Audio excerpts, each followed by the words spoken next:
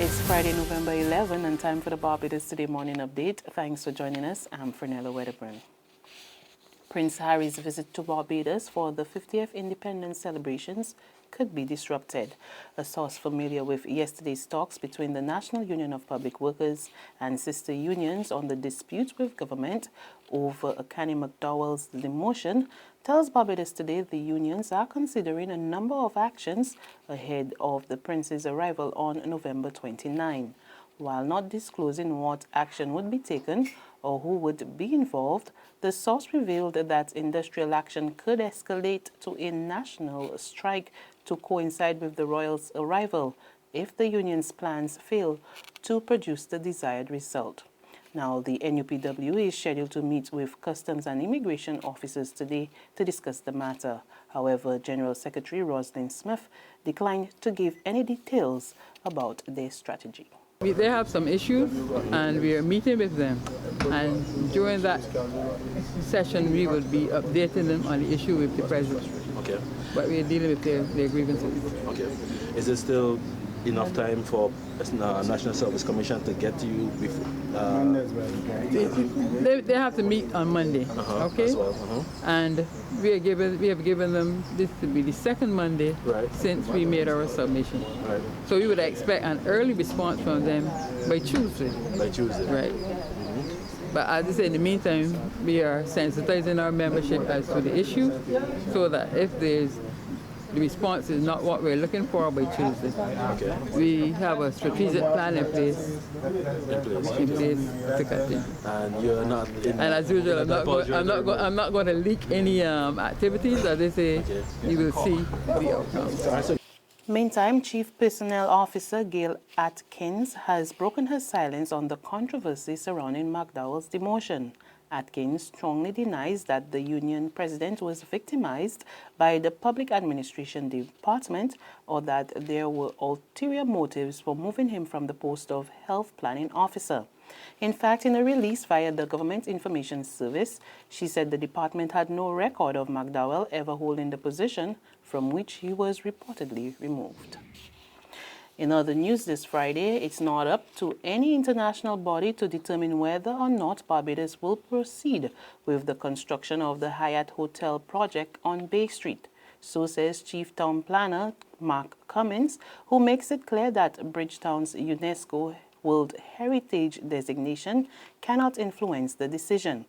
Responding to concerns raised by the Barbados National Trust, as well as social activist David Commission, that the proposed 15-story property would put Barbados's World Heritage status at risk, Cummins insists the island's sovereign right to determine its national development interest supersedes UNESCO's heritage designations.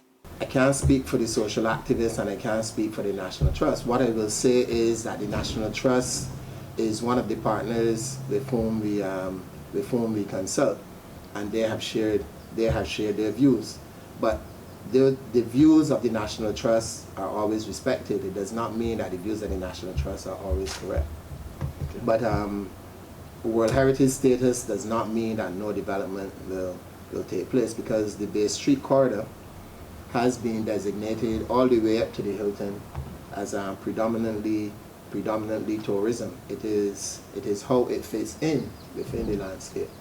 There is still no word on whether the construction of the 237-room resort on almost 3 acres of waterfront property along Carlisle Bay has received the nod of approval from the Town and Country Planning. But Cummins, who recently toured the area with the Prime Minister Frandl Stewart and other officials, says the decision remains with the Prime Minister. Hyatt is not my decision. Since 1986, the Town Planning Order was amended, which gives the minister responsible for planning, and in this particular instance, it's the Prime Minister, the authority to grant planning permission for beachfront development, which Hyatt is, and agricultural land in excess of 2 acres. So the Hyatt decision is not my decision. So therefore, I cannot tell you what is the likely time. I can't shed any light on the Hyatt application because I'll be guessing. Residents in White Hill, St. Andrew are at their wits' end. For more than 2 years now, the community of about 300 people has been appealing to government for relief after a large section of the road at the western end of the district collapsed during severe weather back in November 2014. The government recently announced that it was conducting a study to address the problem. But community spokesperson Carl Leither Adams says it's taken far too long. Nobody ain't telling you nothing. Nobody ain't come in. They ain't telling you nothing. Our lives have been put on hold.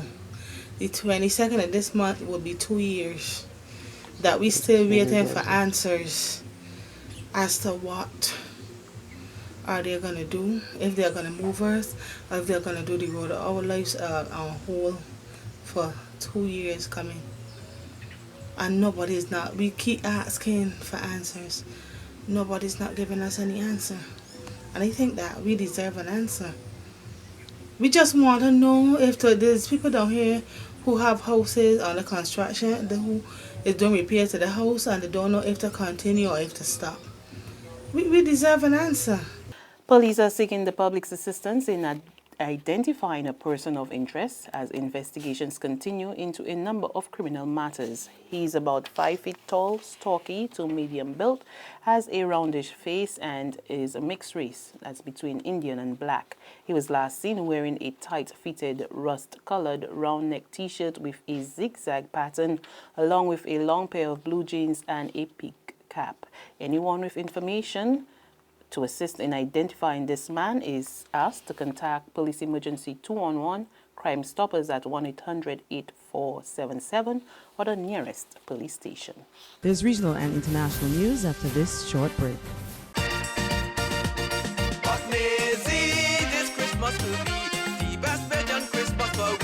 Maisie, it is all because Republic Bank just like Santa Claus. Maisie fix up the kitchen and a new TV we get in. A special time to commemorate. Republic will help you celebrate. Get ready to celebrate 50 years of independence right through to the best Bajan Christmas ever with a Make It Happen loan of up to $50,000 from Republic Bank. Give your home a good old Bajan spooser, buy some new furniture and appliances, or take an after-holiday trip to visit loved ones over and away. You could also be one of our lucky winners to share in fabulous prizes. Just visit any branch to apply.